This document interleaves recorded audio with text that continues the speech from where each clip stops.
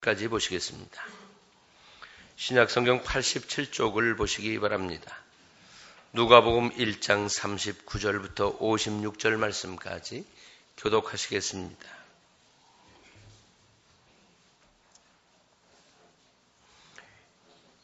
이때에 마리아가 일어나 빨리 산중에 가서 유대 한 동네에 이르러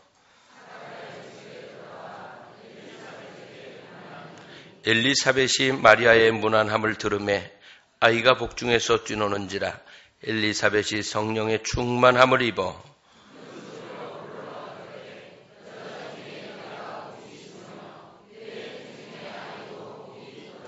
내 주의 모친이 내게 나아오니 이 어찌된 일인고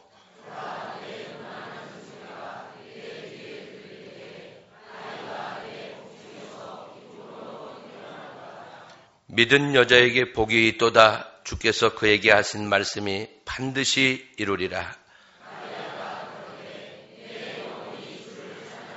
내 마음이 하나님 내 구주를 기뻐하였음은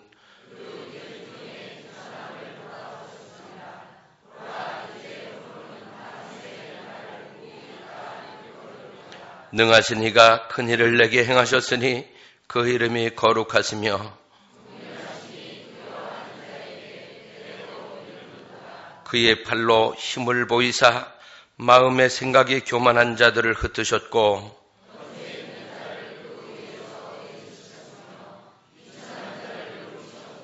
줄이는 자를 좋은 것으로 배불리셨으며 부자를 공수로 보내셨도다.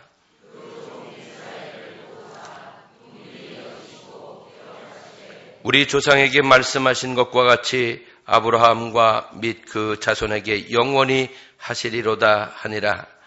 마리아가 석 달쯤 함께 있다가 집으로 돌아가니라. 아멘. 할렐루야. 찬양대가 찬양드리겠습니다.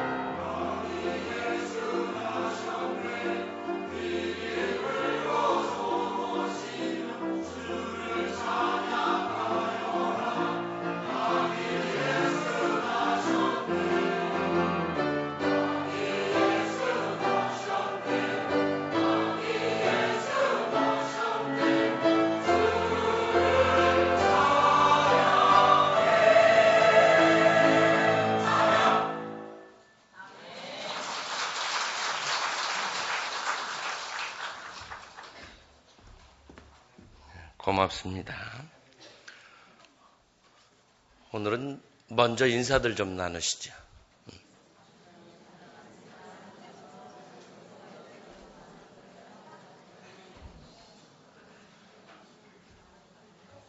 강단에서 보면 어떤 날은 해중석이 밝고 환한 날이 있는가 하면 어떤 날은 뭔지 모르게 심각한 날이 있어요. 여러분, 하나님 앞에서 심각해지지 마시기 바랍니다. 우리가 어린아이와 같아질 때 하나님께서 우리를 더 기뻐 받으실 줄로 믿습니다. 이 시간은 우리가 하나님 앞에 있는 시간이거든요. 그러므로 어린아이처럼 기쁜 마음으로 그렇게 예배 드리실 수 있기를 바랍니다. 여러분, 선한 일에 쓰임을 받는 것은 큰 축복입니다. 택함을 받아서 귀하게 사용되는 것, 이 얼마나 행복한 일이에요. 그 어떤 일보다도 세상에서 유일무이한 선한 일의 택함을 받은 것은 아주 큰 축복받은 것이고 행복한 일입니다. 여러분이 어디에서든지 선하고 의롭고 복된 일에 귀하게 쓰임을 받게 되시기를 바랍니다. 이런 영광스러운 사람이 있는데 이 사람은 예수님의 어머니 마리아입니다. 예수께서 인간의 몸으로 오시는 성육신의 모태가 되었으니 다시 있을 수 없는 거룩한 일에 쓰임을 받은 것입니다.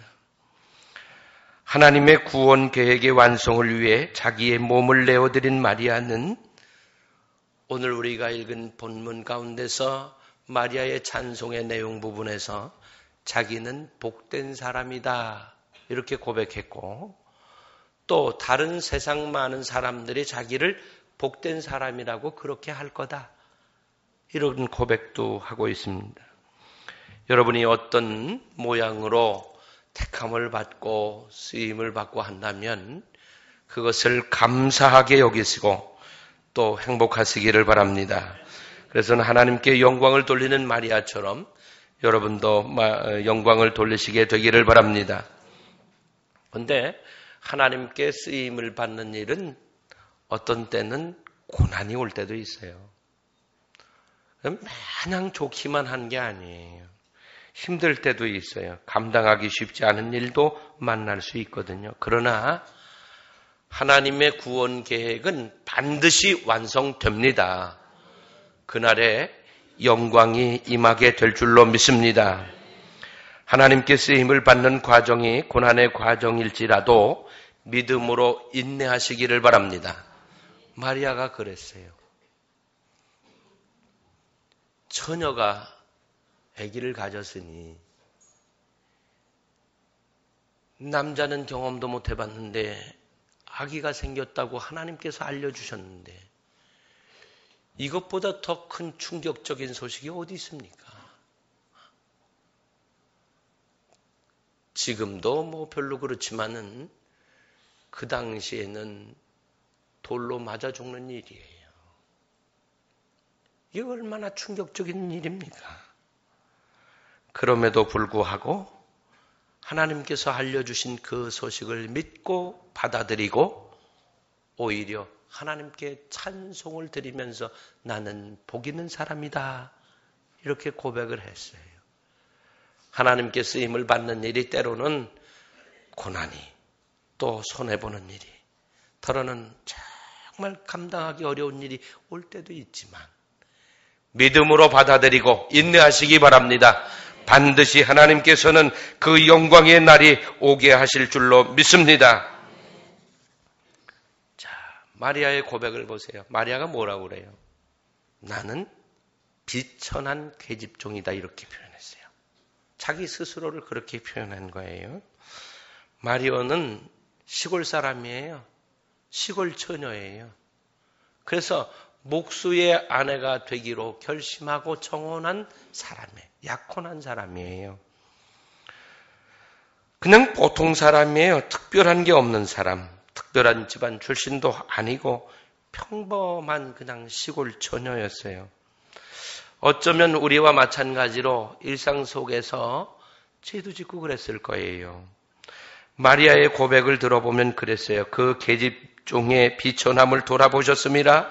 보라, 이제 후로는 만세의 날을 복이 있다 일컬으리라. 이렇게 말씀하고 있거든요. 자기 정말 보잘것없는 천한 사람이라는 거예요.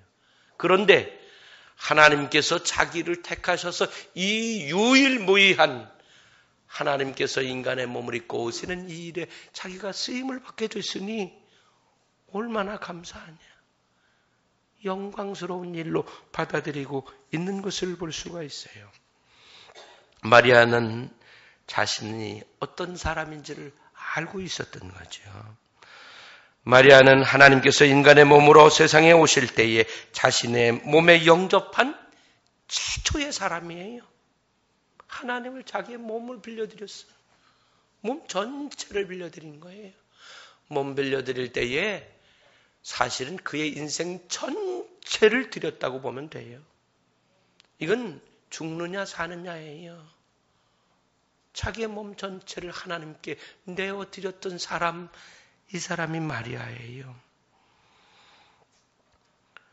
우리는 그러면 어떨까 하는 것이에요. 그러면 54절, 55절 우리 다시 한번 같이 좀 읽어볼까요? 그 종 이스라엘을 도우사 긍휼히 여기시고 기억하시되 우리 조상에게 말씀하신 것과 같이 아브라함과 및 그 자손에게 영원히 하시리로다. 아멘. 자, 아브라함의 이 영광은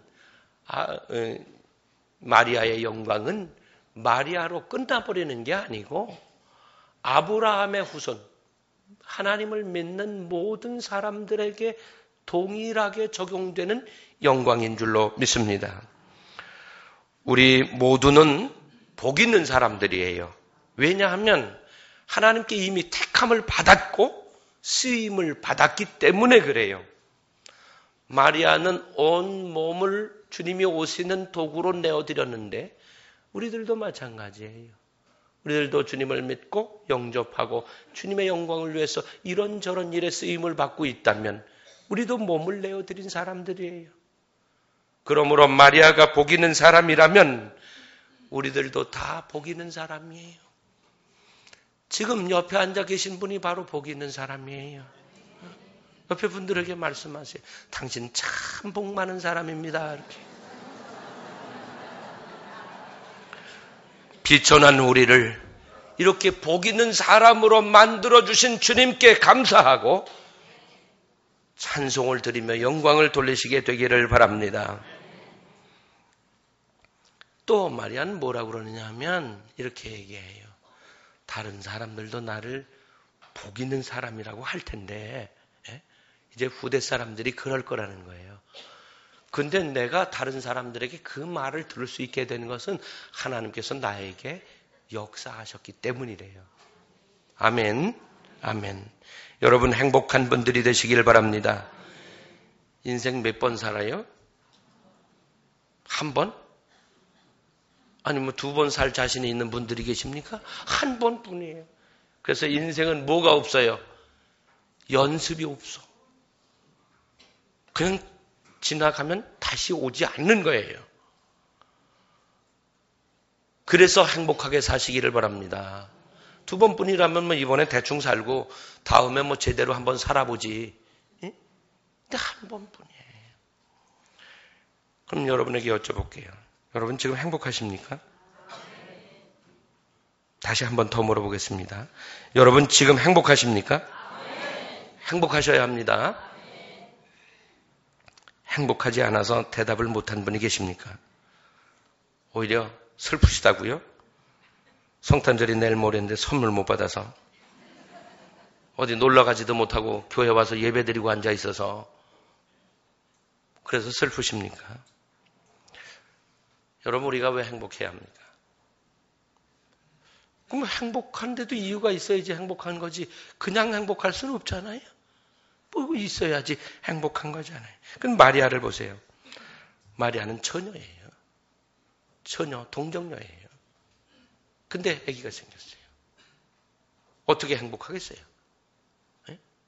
날마다 배가 불러와요. 들키면 큰일 나는 거예요. 그냥 죽는 거예요. 행복하겠어요? 근심 걱정이 가득하겠죠. 근데 마리아는 행복하다고 그래요. 왜 행복하다고 그래요? 하나님께서 자기에게 놀라운 일을 하셨다는 거예요. 그게 뭐냐? 예수 그리스도 구원자 되시는 그분이 자기의 몸을 빌려서 오시게 됐다는 진리를 깨닫기 때문입니다. 이제 우리가 행복해야 할 이유가 뭡니까? 그것은 우리 주님이 우리를 구원하셨다는 사실입니다. 주님이 우리를 구원하셨잖아요. 보잘것없는 우리를, 천한 우리를, 우리의 모든 죄와 허물을 용서하시고 우리를 구원하셨으니 우리가 행복할 이유가 충분하지 않습니까? 이 세상의 삶은 한 번뿐이지만 그러나 우리에게 하나님께서 예비하신 하나님의 나라가 있음을 믿기에 우리가 행복할 수 있는 것입니다. 처녀가 아기를 낳다니요. 천사가 마리아에게 이렇게 말합니다. 천사가 대답하여 가로되 성령이 내게 임하시고 지극히 높으신 이의 능력이 너를 덮으시리니 이러므로 나실 바 거룩한 자는 하나님의 아들이라 일컬음을 받으리라. 누굴 낳는 거예요? 하나님의 아들을 낳는 거예요. 구주를 낳게 된 거예요. 상상도 할 수 없었던 일이 일어나게 되어진 것입니다. 하나님께서 처녀 마리아의 몸을 빌려서 세상에 오시게 된 것이에요. 구세주의 어머니가 되시는 거예요. 그걸 깨달았기 때문에 믿었기 때문에 행복한 거예요. 우리가 행복하지 않다고 하는 이유가 뭐예요? 사실은 깨닫지 못하기 때문에 그래요. 우리에게는 이미 하나님께서 행복할 이유들을 많이 주셨어요.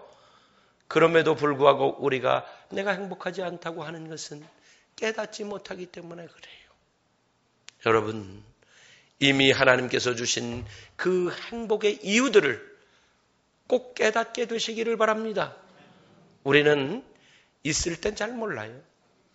잃어버린 다음에서야 그때가 좋았구나 이렇게 얘기해요. 그러면 그때가 좋았는데 그때는 우리가 그것 때문에 행복해 했습니까? 아니잖아요. 그것 때문에 행복했어야 하는데 우리는 지나놓고 나서 얘기하는 거예요. 그때가 좋았어. 그때가 행복한 때였는데 몰랐다는 거예요. 그러므로 이미 우리에게 허락하신 하나님의 은총과 축복을 깨닫고 감사하고 행복해 하시고 또 우리에게 베풀어 주신 이 구원의 은총을 깨닫고 행복한 날들을 살아가실 수 있게 되기를 바랍니다. 여러분 생각해 보세요. 구세주의 어머니가 된다는 거. 이건 두 번 있을 수 없는 일이에요. 단 한 번뿐인 일이에요. 이 일에 마리아가 쓰임을 받은 거예요. 세상적으로 보면 얼마나 큰 근심이 앞에 있습니까? 그런데도 불구하고 행복한 사람이에요. 자식이 조금만 잘 되어도 그 부모를 복 많은 사람이라고 그러거든요. 세상적으로 조금만 출세해봐요. 참, 그 사람 참 복 많은 사람이야. 아들이, 딸이 그렇게 됐대. 저 그렇게 잘 됐대. 우리 그러잖아요. 하나님께 복된 일로 여러분 쓰임을 받게 되시기를 바랍니다. 그럴 때 행복한 거예요. 지금 하나님께 같은 어떤 일로 쓰임을 받고 있으면 그것을 감사하고 행복의 조건으로 삼으시게 되기를 바랍니다. 그러면 이 마리아의 노래 가운데 나오는 오실 예수님이 무슨 일을 하실 것인지에 대해서 설명하고 있는데 그것을 조금 말씀을 드리겠습니다. 첫째는 51절의 말씀인데 51절 말씀을 한번 같이 읽어볼까요? 그의 팔로 힘을 보이사 마음의 생각이 교만한 자들을 흩으셨고 아멘. 야고보서 4장에 기록된 말씀을 보면 그러나 더욱 큰 은혜를 주시나니 그러므로 일렀으되 하나님이 교만한 자를 어떻게 하시고 물리치시고 겸손한 자에게 은혜를 주신다 하였느니라. 또 사무엘하 22장에 보니까 주께서 곤고한 백성을 구원하시고 교만한 자를 살피사 낮추시리이다.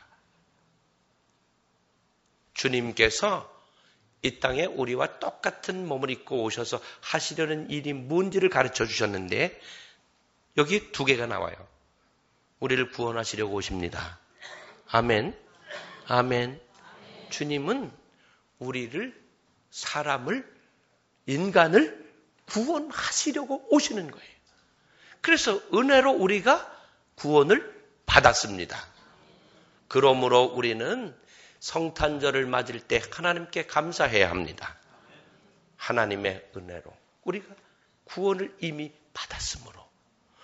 우리의 인생이 곤고한 인생인데 하나님께서 우리를 구원하사 하나님 나라의 백성 삼으시고 우리에게 영원한 소망을 주셨으니 곤고한 중에도 희망과 소망을 가지고 우리가 살아갈 수 있게 된 것입니다.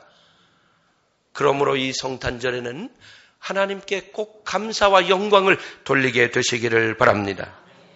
그리고 주님께서 오셔서 하시는 일이 뭔가 봤더니 교만한 자들을 흩어버리시는 거예요. 우리가 교만이 뭔지 알아요. 우리가 어떤 게 교만한지 서로 보면서 다 잘 알거든요. 주님은 세상에 오셔서 교만한 자를 심판하십니다. 그리고 곤고한 인생들을 구원하시기 위해서 오시는 것입니다. 이번 성탄절에 다시 한번 우리들이 깨달아야 할 것은 내 교만한 모습을 빨리 고쳐서 겸손한 자의 모습을 회복하는 것입니다. 성탄절에 우리가 먹고 마시고 선물 주고받고 노래하고 이게 아니에요. 정말 해야 할 일이 뭔가? 겸손함을 회복하는 것인 줄로 믿습니다. 왜냐하면 하나님께서는 교만하면 반드시 흩으신다고 말씀하셨고 물리치신다고 그랬어요. 일부 예배 때도 말씀드렸지만 왜 거리 다니다 보면 두더지 잡는 거 있잖아요. 모르세요? 왜 저 방망이 이렇게 때리는 거 있잖아요. 이렇게 쿵쿵 땅 때리면 뭐라 그래요? 쑥 들어가면서 아야! 그러고 쑥 들어가. 그때 좀 이따 또 쑥 나와. 때리면 아야! 왜 때려? 우리가 교만하면 두더지 머리 맞는 것처럼 맞는다. 이렇게 쉽게 생각하시면 돼. 복잡하게 생각할 게 없어요. 우리가 하나님 앞에 교만해지면 우리에게 이 세상에 오신 주님은 우리의 머리를 그 방망이로 툭툭 때리시는 것처럼 때려서 우리를 눌러 가라앉히죠. 그래서 우리 성탄절에 다시 한번 우리 마음속에 새겨야 할 것은 우리 마음속에 교만이라고 하는 요만한 싹이라도 빨리 버리고 겸손으로 우리의 심령을 채우는 것이 되어야 합니다. 겸손하면 하나님께서 우리를 축복하시는 거예요. 맞으면 아파요. 그 두더지도 아프다고 그러잖아요. 아야 아파. 아야 그러잖아요. 이게 뭔 얘기인지 모르는 분은 오늘 시내 예배 마치고 돌아가다가 두더지 어디 있는지 찾아봐요. 어디 있어요? 우리 동네는. 한번 찾아서 한번 해봐요. 아프다 그러나 안 아프다 그러나. 아프죠. 여러분 성탄절에 정말 겸손을 회복하는 것 우리들이 해야 할 일입니다. 두 번째 이 말씀 가운데 나와 있는 주님이 하실 일이 뭐냐 하면 그것은 권세 있는 자들을 끌어내리시고 비천한 자들을 높이시기 위해 오셨다 그랬어요. 이게 52절 말씀이거든요. 한번 같이 읽어볼까요? 권세 있는 자를 그 위에서 내리치셨으며 비천한 자를 높이셨고 아멘.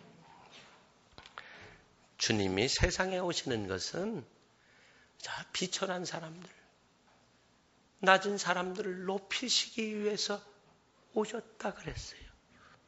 그리고는 권세 있다고 힘을 함부로 쓰고 이러는 사람들을 내리치시려고 오셨다 그랬어요. 세상에는 권세가 참 많아요. 대통령에게도 권세가 있고 높은 자리에 오른 사람들에게 다 권세가 있어요. 돈에도 권세가 있고 미모에도 권세가 있고 사단에게도 권세가 있어요. 그런데 이런 세상 권세라고 하는 것은 오래 가질 못해요. 얼마 있으면 그냥 끝나. 우리나라가 좀 임기가 끝나면 존경하고 박수 치면서 보낼 좀 이런 있었으면 좋겠어요. 이번에도 다 끝나가는데 글쎄 어떨런지 봐야겠죠. 떠날 때 여러분 박수 칠 수 있을 것 같으세요? 아무도 안 치기로 작정을 하셨나 봐요. 이미 벌써. 권세라고 하는 건 끝나는 거예요. 이렇게 세상 권세는 다 금방금방 끝나. 근데 우리가 그 세상 권세를 얻으려고 별짓 다 해. 세상 사람들이 다 그렇잖아요. 함부로 힘이 있다고 그 힘을 쓰면 하나님께서 누르시고 내리치신다. 그리고는 비천한 자리에 사는 사람들을 오히려 높이시고 끌어올리시기 위해서 오신 분이 주님이심을 믿게 되시기를 바랍니다. 세상 권세는 영원한 것 없습니다. 다 일시적인 것입니다. 하나님의 심판 앞에 세상 권세는 다 끝나게 되고 말 것입니다. 하나님의 권세는 낮고 초난 사람들을 높여주시는 그런 은혜로 오시는 것이에요. 그래서 보면 성경에 나오는 인물들 중에서 다윗 참 보잘것없는 비천한 사람이에요. 그런데 높이셔갖고 왕 만드셨고, 요셉은 노예였고 죄인이었어요. 전과자예요. 그런데 높이셨어요. 하나님은 우리 낮고 천한 곳에 살아가는 우리들을 높이시려고 오신 분이심을 믿게 되시기를 바랍니다.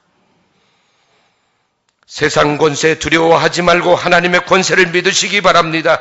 세상 권세 의지해봤자 그건 끝나는 건데 겸손히 하나님의 권세를 의지하고 살아가실 수 있게 되기를 바랍니다.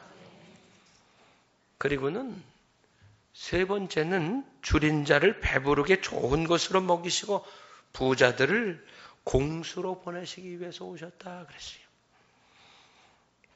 주님은 가난한 자들을 위해서 오신 게 확실합니다. 그럼 하나님은 부자를 미워하시는가? 절대 오해하지 마세요. 하나님 부자 미워하지 않으세요? 그럼 하나님께서 왜 하나님의 백성을 축복하십니까? 믿음의 조상이라고 하는 아브라함 부자였어요? 이삭도 부자였어요? 야곱도 부자였어요? 하나님께 복받은 사람들 부자였어요? 그럼 하나님께서 미워하십니까? 아니에요. 하나님은요, 하나님의 백성들이 잘 되기를 원하셔요. 여러분 꼭 부자 되시기 바랍니다. 복받아서 부자 되십시오. 문제는 뭐냐 하면 부자가 어떤 모양으로 사느냐가 문제지 부자 자체가 문제가 아니에요. 하나님 절대 부자 미워하시지 않아요. 주님이 오신 것은 눈먼 자, 또 다리 저는 사람, 소외되고 가난하고 애로운 사람들을 위해서 오셨다고 분명하게 말씀하시고 있어요. 여러분, 내가 부자다 그러면 우리가 받은 축복으로 인해서 부자가 되었다면 그 축복은 곧 사명입니다. 아멘. 한번 저를 따라서 해보세요. 축복받은 것은 사명이다. 아멘.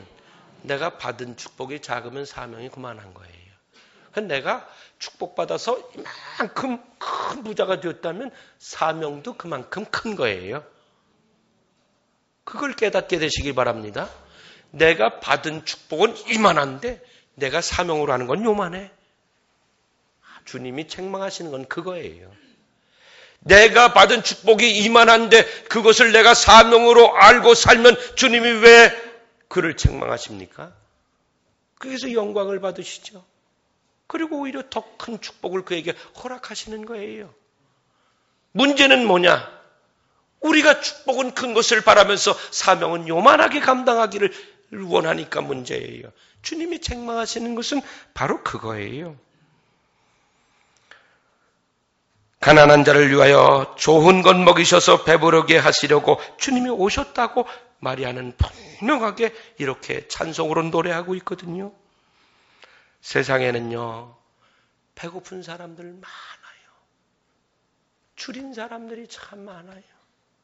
마음의 줄임, 생각의 줄임, 육신이 줄인 사람들, 물질이 줄여 있는 사람들 얼마나 많아요. 이 엄동설안의 철탑 위에 올라가 있는 사람들, 우리 가까이에도 있는데 그들이 바로 줄인 사람들이에요. 여러분, 오늘 교회에 오시면서 추웠죠? 바람이 쌩쌩 불고 옷 속으로 찬바람이 막 파고들죠. 저 철탑 위에 올라가 있는 사람들은 얼마나 춥겠어요. 얼마나 춥겠어요.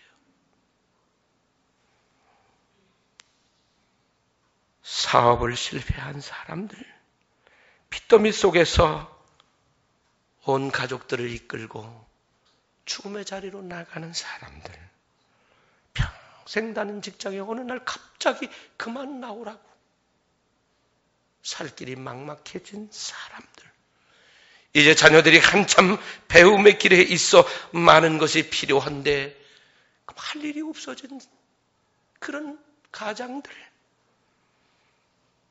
조금이라도 더 공부해보겠다고 몸 벌어가면서 알바를 하고 해서는 안 될 일까지 하고 있는 청년들, 병들어 치료받아야 될 텐데 치료받을 길이 없어서 그냥 죽는 날을 고통 속에 기다리고 있는 사람들,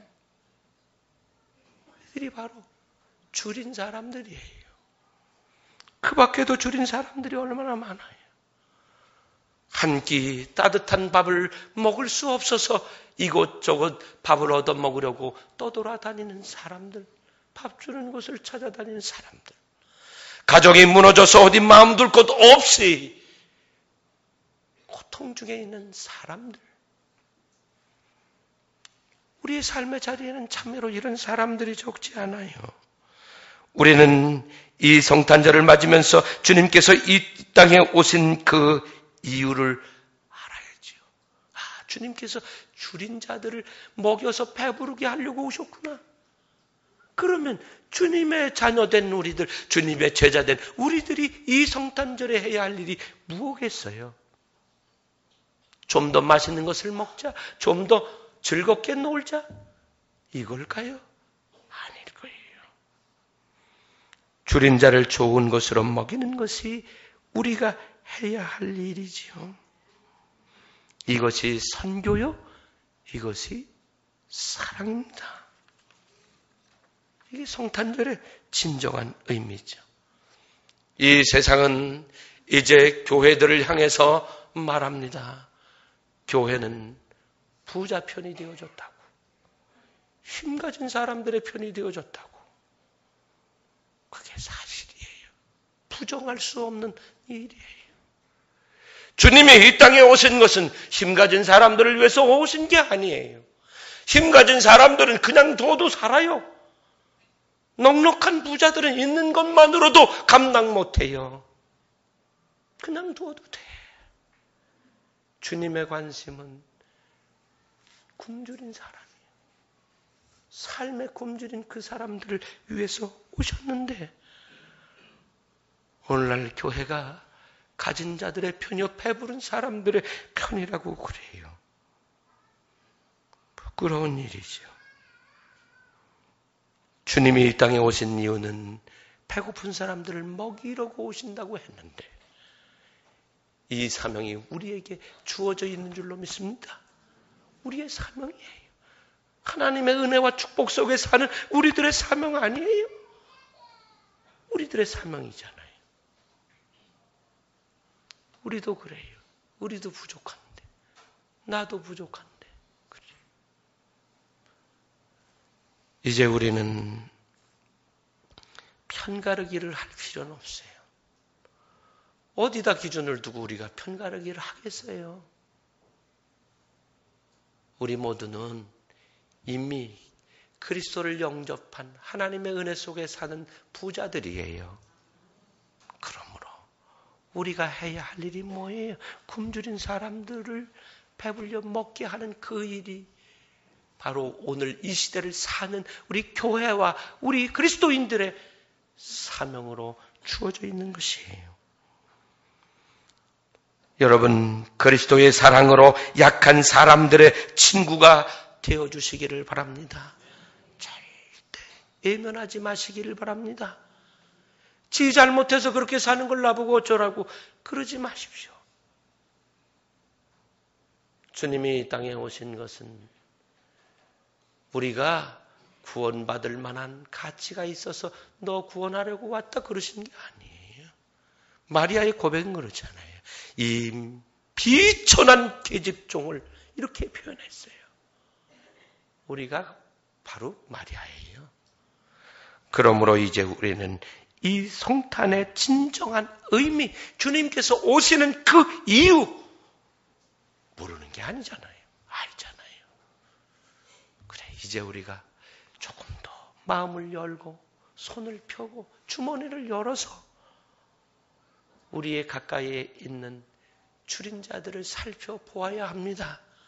주님께서 우리 보시고 그 모습 보시고 그래, 가나안은 제대로 하는구나.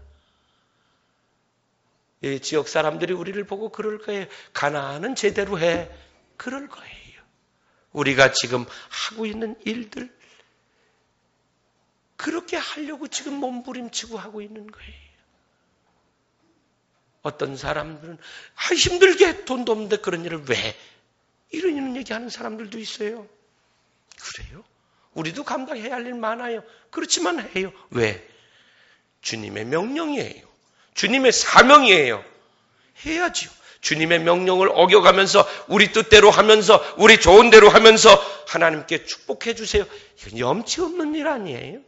염치 없는 일이잖아요. 그래서 이제 우리는 정말 조금씩만 더 그래, 주님이 이렇게 하셨지, 이렇게 오셨지, 우리 보고도 이러라고 그러셨지, 해야지. 이런 마음으로 우리가 줄인 자를 먹여나갈 때 하나님께서 우리 기뻐하시고 우리가 구하지 않는 것까지도 채워주시리라고 믿습니다. 기도하시겠습니다. 아버지 하나님, 하나님께서 우리와 똑같은 인간의 몸을 입고 이 낮고 천한 땅에 오심을 감사합니다. 은혜로 우리가 살았고 구원받았고 영생을 소유하게 하셨으니 감사합니다. 주님이 이 땅에 오셔서 하시려는 그 일들 우리에게 이제 사명으로 주신 줄로 믿사오니 우리가 그 일들을 감당하게 하여 주시옵소서. 예수님의 이름으로 기도드리옵나이다. 아멘. 찬송하시겠습니다.